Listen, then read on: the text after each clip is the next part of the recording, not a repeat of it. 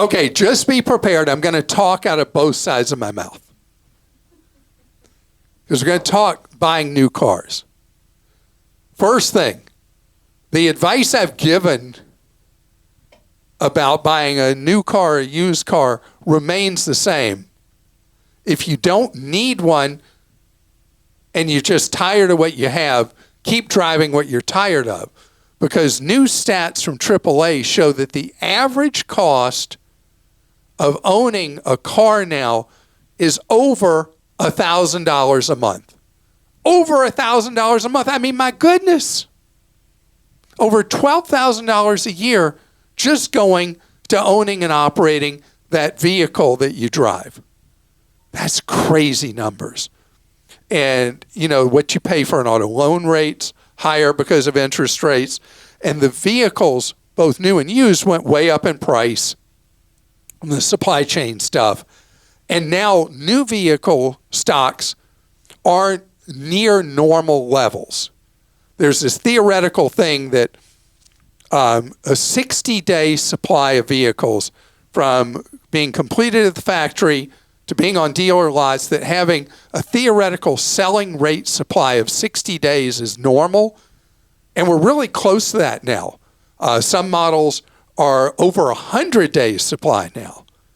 Others are at the theoretical 60, but the average is somewhere in the 50s. There are still some models, though, that are in extreme short supply, and they're hard to get.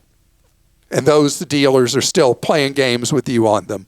But the overall tone of the new vehicle market is much more favorable. Plus, the most recent data, the average selling price of a new vehicle has gone down recently by about $3,000. So that is progress. Certainly not back to where we were, but moving the right direction, which is why, again, if you don't need a vehicle right now, don't get a vehicle right now. But if you want one, or your old vehicle's just done, or sadly you were in an accident, your vehicle's totaled out, and you have to get a new vehicle, a lot of the tools I used to talk about before we got in this shortage 3 years ago are back in play.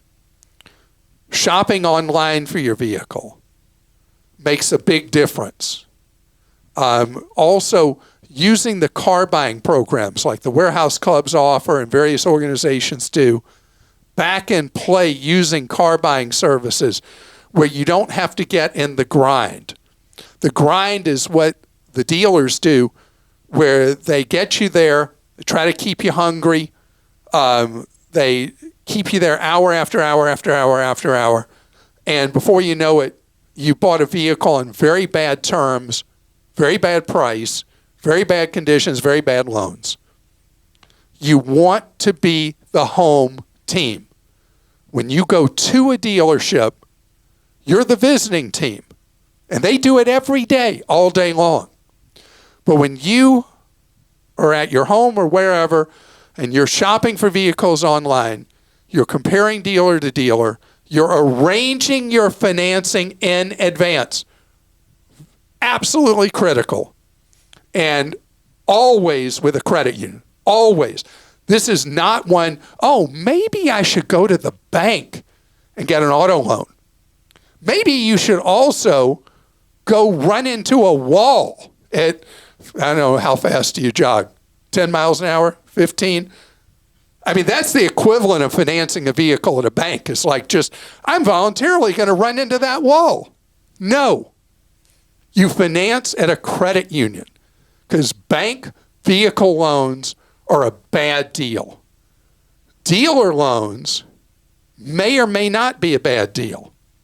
If you arrange your financing in advance at a credit union, and you're there at the dealer and you're at the point where you're getting ready to pay, and they say, why don't you finance with us? And you say, well, look what I got from the credit union. And if the dealer can beat that, fine. But if they can't, you know you're good for the money. But don't do what 80% of people do. They work so hard trying to maybe get a deal on a vehicle, and they don't do anything about the financing, and you're a sitting duck for whatever the dealer writes you that could be garbage. your own advocate. Be in charge. And at Clark.com, I've got a guide to you, 5 steps to the right way to buy a new car.